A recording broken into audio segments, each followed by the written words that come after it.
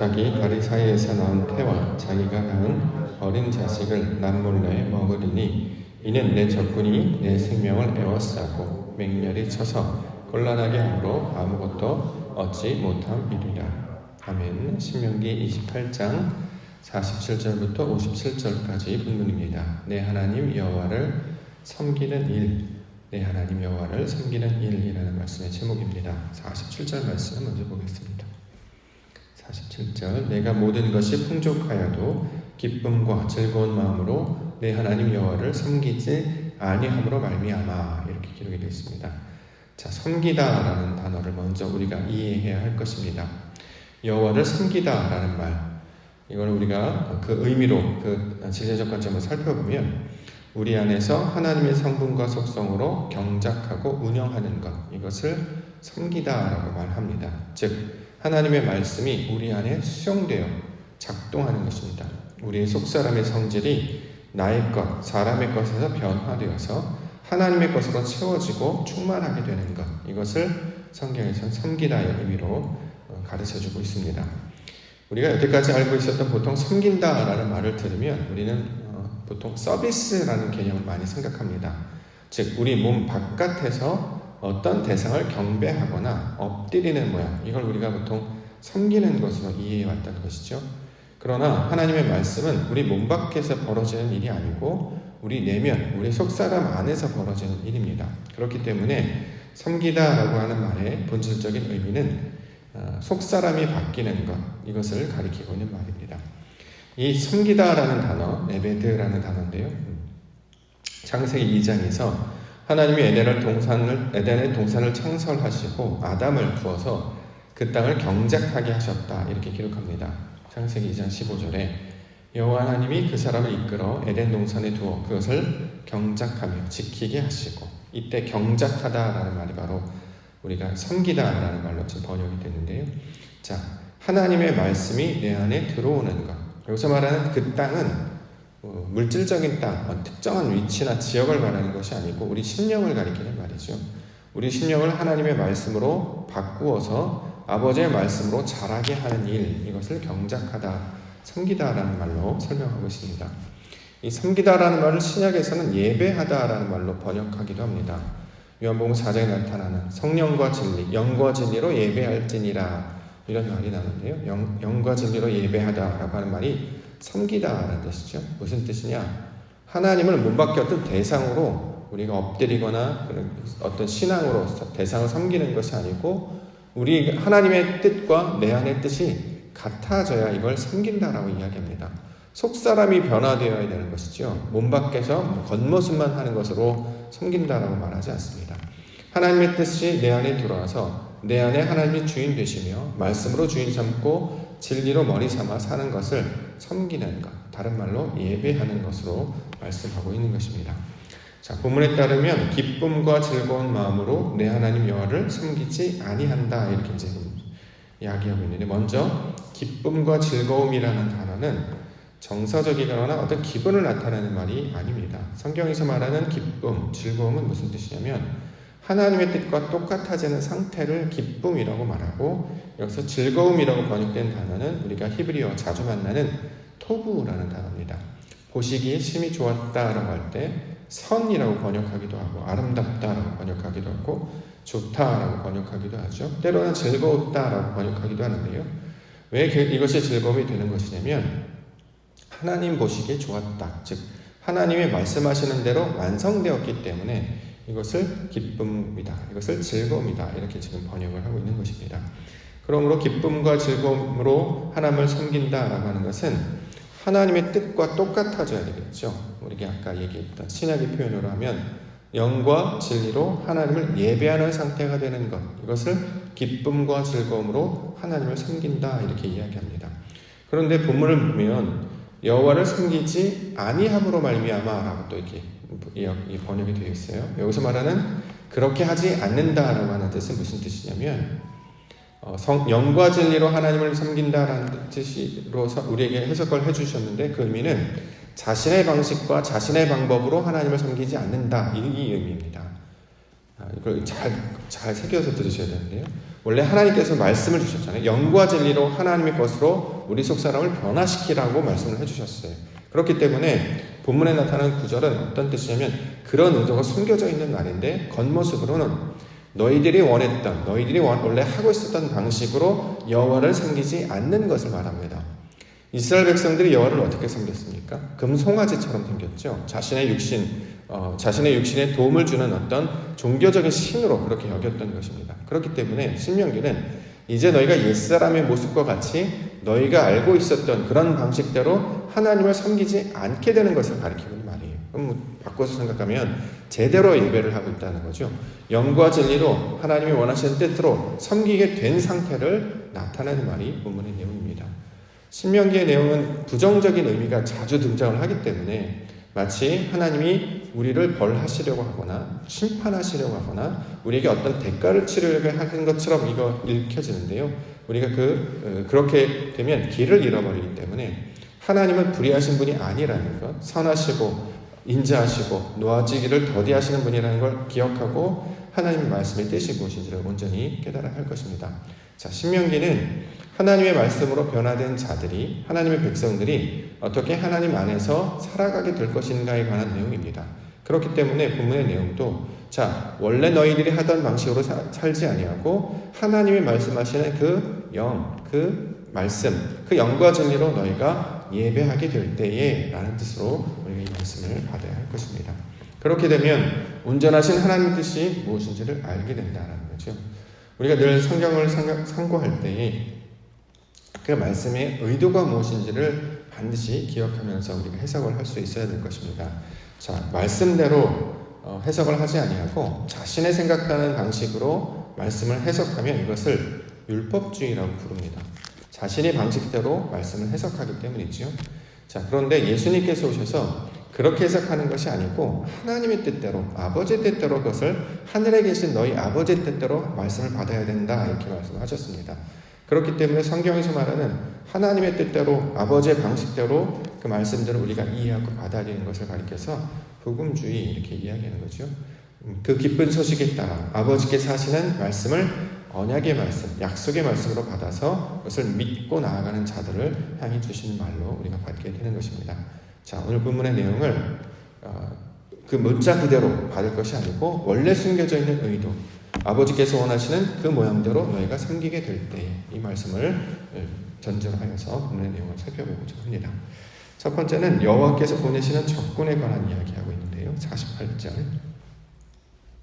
내가 줄이고 목마르고 헐벗고 모든 것이 부족한 중에서 여호와께서 보내사 너를 치게 하실 적군을 섬기게 될 것이니 그가 철멍이를 내 목에 메워 마침내 너를 멸할 것이다. 자, 적군이라는 말이 또 나왔습니다. 자, 이 말을 우리가 문자적으로나 역사적으로 우리가 이해하게 되면 적군은 누구를 가리키는 말일까요? 이방 족속들을 가리키는 말이 되겠고 또 특별히 바벨론을 가리키는 말이 될 것입니다. 그러니까 하나님을 온전히 섬기지 않았더니 이방 족속이 와서 또는 바벨론이 와서 너희를 멸절시키겠다라는 것. 자, 이것은 우리가 역사적인 해석으로 그렇게 이제 받을 수 있습니다. 그런데 이것을 우리가 이제 실제 역사를 보게 되면 이 말이 이제 나타나게 되죠. 근데 이것을 우리가 진리적 관점으로 보자라는 거예요. 그러니까 유대인의 역사로 볼 것이 아니라 내 안에서 벌어지는 나의 역사로 받아들여야 이게 우리에게 진리가 되기 때문이죠. 하나님의 말씀이 진리가 되려면 문밖의 사건, 이스라엘의 사건, 유대인의 사건을 보는 것이 아니라 나의 옛사람과 나의 땅에 있는 그 기질과 그 기질들 다 하나님께서 거두셔서 하나님의 사람을 바꾸시는 이야기로 지금 이 이야기를 설명하고 있기 때문에 그것을 진리적 관점으로 우리가 살펴보고자 합니다. 자, 그러면 여기서 여호와께서 보내신 적군이라고 하는 것은 우리가 이전에 살펴본 것처럼 적군은 나를 가리키는 말이라고 했습니다. 그러니까 나를 치러 오는 거예요. 하나님께서 나의 옛 모습, 여전히 남아있는 사람의 습관, 하나님이 기뻐하시지 않는 모습이 여전히 나한테 남아있다는 거죠. 왜냐하면 우리는 육신을 입고 살고 있기 때문에 여전히 애굽의 상태에서 그 관습에 살고 있기 때문에 육신이 원하는 대로 살아가는 상태가 됩니다. 그렇기 때문에 여호와께서 보내시는 것은 우리의 옛사람을 치고 하나님의 모습으로 바뀌게 하시려고 하는 모양으로 이렇게 지금 설명하고 있다라는 거죠. 그러면 여기서 여호와께서 보내신 적군은 누구를 가리키는 말이냐면 선지자들을 가리키고 있는 말입니다. 하나님께서 보내시는 자들 있잖아요. 하나님께서 보내셔서 뭐합니까? 하나님의 말씀을 듣게 하시는 것이죠. 그럼 우리는 그것을 듣고 어떻게 하냐면 거부해요. 처음에는 대표적으로 이스라엘 백성들이 그랬죠. 하나님께서 모세를 보내주셨더니 이스라엘 백성들이 거부했습니다. 그러더니 원수가 되어서 우리를 여기서 죽게 하는구나 원망하고 불평했죠. 이스라엘 백성들은 모세를 마치 자신을 치러온 적군처럼 여겼다는 것입니다. 실제 신약에서도 마찬가지죠. 예수님께서 이 땅 가운데 오셨을 때 사람들은 구세주 메시아로 보지 않았습니다. 우리를 힘들게 하려고 하는 또는 세상을 선동하려고 하는 어떤 반역자의 모습으로 그렇게 예수님을 취급했다는 거죠. 그러므로 여기서 말하는 여호와께서 보내신 적군이라고 하는 것은 하나님께서 보내시는 그 말씀을 가진 자, 선지자들을 가리키고 있는 말입니다. 요한복음 1장 11절 보면 자기 땅에 오매 자기 백성이 영접하지 않았다. 자, 대적했다라는 말이죠. 우리의 육신적 본성을 치러 하나님께서 말씀을 보내시면 그 말씀이 우리 안에 역사하려고 할 때 우리의 원래 옛사람, 땅의 본성들은 그걸 거부하려고 합니다. 자, 이런 것들을 하나님께서 제거해 주셔야 우리가 온전한 사람으로 변화되게 되는 것이죠. 예를 들어서 저주를 받는 것과 똑같습니다. 우리가 낮아지게 되려면, 우리가 변화되려면 우리 스스로를 못해요. 우리는 맨날 다짐하고 맹세하고 그렇게 하겠습니다라고 하지만 예배가 딱 끝나자마자 딱 돌아서면 다시 일상으로 돌아가면 여전히 나는 육신의 생각으로 원래 내가 하던 방식대로 살아간다라는 거죠. 우리는 우리 스스로 변할 수 없습니다. 오직 하나님께서 그 성령의 진리가 우리 안에 역사하셔서, 그러니까 소위 말하는 우리 마음을 갈아엎으시고 하나님께서 운행하셔서 우리의 옛생각을 지배해 주셔야지 우리가 그것 가운데 무너지게 된다는 거죠. 우리가 쌓은 성이 무너지고 우리가 쌓은 탑이 무너져야 하나님의 성이 세워지고 아버지의 뜻이 설 것인데 바로 그 일을 지금 하나님께서 펼치신다. 그 이야기를 설명하고 있는 것입니다. 그렇다면 그런 의미로 본다면 본문에 나타나는 줄이고 목마르고 헐벗고 모든 것이 부족한 중에서 이 말은 좋은 뜻이 되겠죠. 원래는 부정적인 의미로 주신 말씀이겠지만 진리적 관점을 해석해보면 우리 마음이 줄인 상태가 되고 목마른 상태가 되고 헐벗은 상태가 됐다는 거예요. 쉽게 얘기해서 영적으로 가난한 상태가 되었다는 거죠. 하나님께서 우리를 이렇게 낮추셔서 하나님께서 보내시는 메신저를 보내주시면 그것으로 옛사람을 다, 옛성을 다 무너뜨리고 아버지의 백성으로 변화시키실 것이다 라고 하는 약속의 말씀을 지금 주고 있다라는 것입니다. 자, 우리의 심령이 가난해진 상태가 될 때 그때 하나님께서 우리에게 보내주신 분이 바로 하나님께서 주시는 그 기름 부음 받은 자를 보내주셔서 말씀을 듣게 하시고 이것으로 아버지의 뜻을 알게 하십니다. 우리가 이제 성경에 나타나는 이방 족속들이라든가 심지어는 바벨론, 페르시아 이런 모든 사람들도 하나님께서 사용하시는 도구셨잖아요. 자, 그것이 나쁜 것이 아니고 이스라엘 백성들을 마치 훈계하려는 막대기처럼 여겼다는 거죠. 하나님의 방식이기 때문에 그것이 우리가 나쁘다라고 얘기할 수 없는 것이죠. 자, 이렇게 우리를 새롭게 바꾸시려고 하나님께서 행하신 일이 적군을 보내셔서 우리를 멸하게 하신다 이렇게 얘기합니다. 문자적으로 받으면 우리를 멸망시키시는구나 라고 해서 두려운 분이 되겠지만 진리적인 그 뜻으로 이해를 하면 우리를 변화시키려고 하나님께서 행하시는 일이구나 라고 받아들이게 된다는 것이죠. 자, 그래서 이전에는 적군처럼 여겼던 우리가 눈에 보이기에 좋지 않게 여겼던 것들, 이것들을 아버지의 뜻으로 받게 됩니다. 자, 이것이 신앙의 변화가 될 것입니다. 두 번째 내용은 독수리에 날아오는 것 같은 내용을 이야기합니다. 49절부터 51절까지. 곧 여호와께서 멀리 땅 끝에서 한 민족을 독수리가 날아오는 것 같이 너를 치러 오게 하시니 이는 내가 그 언어를 알지 못하는 민족이요 그 용모가 흉악한 민족이라 노인을 보살피지 아니하며 유아를 불쌍히 여기지 아니하며 내 가축의 새끼와 내 토지의 쇠살을 먹어 마침내 너를 멸망시키며 또 곡식이나 포도주나 기름이나 소의 새끼가 양의 새끼를 너를 위하여 남기지 아니하고 마침내 너를 멸절시키리라. 이 구절을 그대로 받으면 우리 하나님은 노인도 죽이고 아이들도 죽이고 우리가 가진 것들 다 빼앗아 버리시는 분이시구나. 그래서 우리가 인생을 살아갈 때 우리에게 어떤 사고가 나타난다거나 어떤 안 좋은 일이 생기면 하나님께서 우리를 벌하시는구나, 우리를 징벌하시는구나 이렇게 이제 인식한다는 거죠. 그런 의미로 주신 말이 아닙니다. 하나님께서 여기에서 말하는 것은 여기 이제 다 이걸 그렇게 우리가 하나님의 뜻을 이해하려면 그 단어 안에 그 역사 안에 담겨지는 의미를 우리가 찾아야 되는데요. 그 힌트 중에 하나가 바로 독수리가 날아오는 것 같이 이걸 우리가 이해해 볼 수 있습니다. 자, 독수리, 우리가 보통 생각하는 그 새를 이제 보통 우리가 떠올리는데요. 새는 의미를 우리가 차용한 것일 뿐이지 실제로 그 독수리를 가리키는 말이 아니겠죠. 성경에서 말하는 독수리는 새인데, 새는 지난번에 얘기했던 것처럼 하늘과 땅을 오가는 존재라는 거예요. 아버지의 뜻, 하늘의 뜻을 땅에 전하고 땅에 있는 것을 하늘에 그 교통하는 존재를 가리키고 있는 말입니다. 그래서 나중에 하나님의 말씀을 받은 자가 아버지의 뜻을 얻게 되고 알게 되면 새와 같은 존재라고 말하고 있는 것이죠. 그래서 독수리는 상징적 의미를 주신 것입니다. 실제로 독수리가 날아오는 것 같이 라고 할 때 그 날갯짓하는 것은 카나프라는 단어를 써서 성령의 운행하심을 상징적으로 비유적으로 하는 말이 되고 있습니다. 여호와를 앙망하는 자, 독수리같이, 그럼 우리 독수리가 저 새처럼 힘있게 날아오르는구나 라고 생각하는데, 원래 그 안에 담겨져 있는 뜻은 하나님이 주신 진리의 말씀이 우리 안에 성령으로 작동하여서 새 힘을 얻게 되는 상태를 나타내고 있는 말입니다. 자, 이것이 하나님께서 메신저를 보내셨어요. 적구를 보내셨어요. 근데 그는 선지자라는 거죠. 그가 전하는 말씀, 그가 전하는 역사가 하나님의 뜻이 된다라는 거예요. 그래서 그것을 가지고 우리가 옛사람을 사라지고 하나님의 것으로 변화되도록 그렇게 본문에서 지금 설명하고 있습니다. 여기에 보면 언어를 알지 못한다 이렇게 얘기하는데, 자, 메신저는 하늘의 뜻을 말하기 때문에 우리가 쉽게 들어도 이게 무슨 뜻인지 눈으로 보아도 보지 못하고 들어도 깨닫지 못하는 거예요. 똑같은 말씀, 똑같은 글자인데 아버지의 뜻을 전하는 자들은 우리 안에 영이 내주하지 않으면 그것을 반응할 수 없어서 알아듣지 못한다라는 뜻이 될 것이고요. 본문에 나타나는 노인, 유아는 다 실제로 나타난 나이 많은 사람, 어린아이를 가리키는 말이 아니라 성경에서 말하는 노인은 지혜자를 가리키는 말이고, 유아는 도움이 필요한 상태를 가리키는 말이었습니다. 자, 이것을 그런 의미로 우리가 받을 때에 우리가 우리 스스로 가지고 있는 나의 지혜, 내가 가지고 있는 그런 것들부터 시작해서 내가 미처 알지 못하는 모든 것들을 하나님께서 다스리신다라는 말로 우리가 비추고 있는 것입니다. 자, 성경은 하나님은 우리를 넘어뜨리시는 분이 아니잖아요. 고생시키시고 일부러 우리가 어떤 증거를 하는, 그렇고 두렵고 세상에서 말하는 그 어떤 강한, 그래서 우리가 늘 덜덜덜 떨어 불안해하는 그런 하나님이 아니시라는 거예요. 근데 우리가 이걸 자꾸 사람의 생각들로 번역을 하니까 마치 뭔가 잘못을 하면 우리 하나님이 그럴 수도 있는 분이라고 자꾸 생각하는데, 절대 그렇게 생각하면 안 됩니다. 우리 하나님은 그러실 이유가 없지 않습니까? 이미 우리가 연약한 존재임을 아셨는데, 먼지뿐임을 아셨는데, 아버지가 자식을 긍휼히 여김같이, 그러니까 여기서 말하는 자식은 스스로 아무것도 감당할 수 없는 존재를 가리키는 말입니다.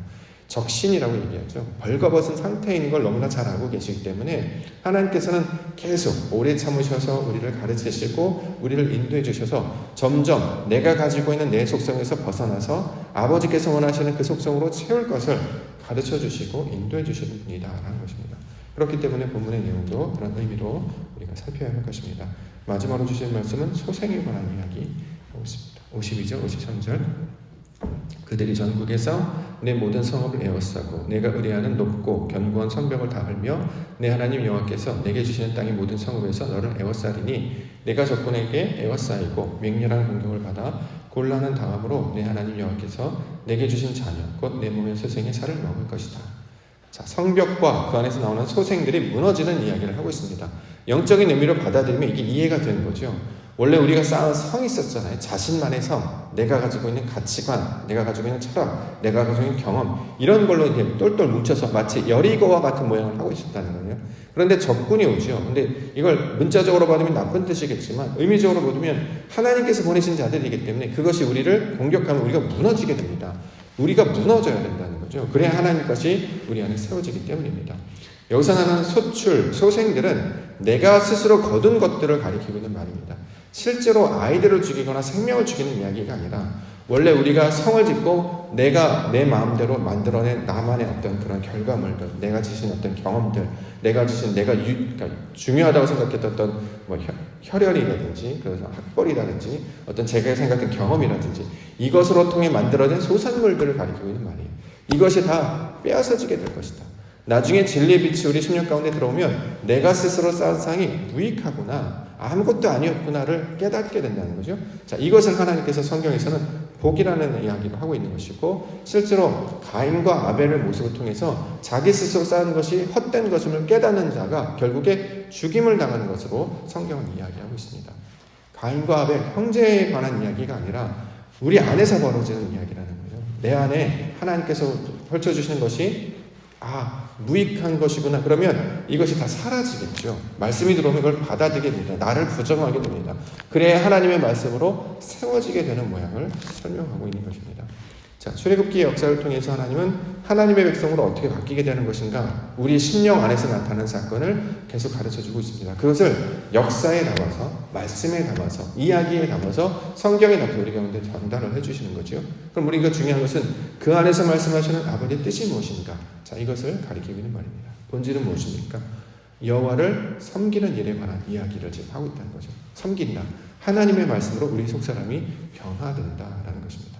그러므로 우리가 삶을 살아갈 때에 항상 말씀을 보면 아버지의 뜻이 무엇인가를 늘 찾고 구하고 생각해야 합니다. 그렇지 않으면 자신의 방식대로 자꾸 이해하려고 되는 것이죠. 똑같은 것으로 세상을 살아갈 때 어떤 일이 펼쳐지면 늘 우리는 우리의 방식대로 해석을 합니다. 그렇기 때문에 아무런 결과도 없고 무익할 뿐이죠. 그런데 진리를 깨닫게 되면 아버지께서 운행하시는 것을 알게 된다, 이렇게 이야기하고 있습니다. 그러므로 낮도 밤도 또 나에게 나타나는 유리한 것도, 나에게 나타나는 불편한 것도 다 하나님이 이끄시는 것이기 때문에 그 안에서 역사하시는 그 의도를 따라가는 백성으로 살게 된다라고 이야기하고 있습니다. 이것을 가리켜서 이스라엘이라고 이야기하죠. 말씀을 따라 살아가는 자들, 하나님의 뜻을 쫓아 그 말씀의 진리를 쫓아 살아가는 자들, 이스라엘이라고 이야기하고 신약에서는 교회라고 부르고 있습니다. 오늘도 우리를 하나님의 말씀을 따르는 자들로, 아버지의 뜻을 쫓는 자들로 교회로 부르신 줄 믿습니다. 오늘 펼쳐진 하루를 통해서 역사하시는 하나님의 그 뜻, 그래야 그걸 말씀과 동행한다라고 이야기하거든요. 단순히 줄거리를 안다거나 역사를 아는 것에서 우리가 더 넘어서 아버지의 뜻을 쫓아 그가 이루실 일을 기대하며 사는 자들, 그가 이루셔서 합력하여 선을 이루실 것을 기대하며 사는 자들이 바로 하나님의 거룩한 백성들입니다. 오늘도 이 모습으로 살게 하기 위해서 우리를 부르신 줄 믿습니다. 우리가 그 음성에, 그 부르심에 반응하여서 아버지의 뜻을 쫓아 믿음과 진리 가운데 살아가는 우리 성도님들 되시기를 주님 이름으로 축원합니다. 알겠습니다.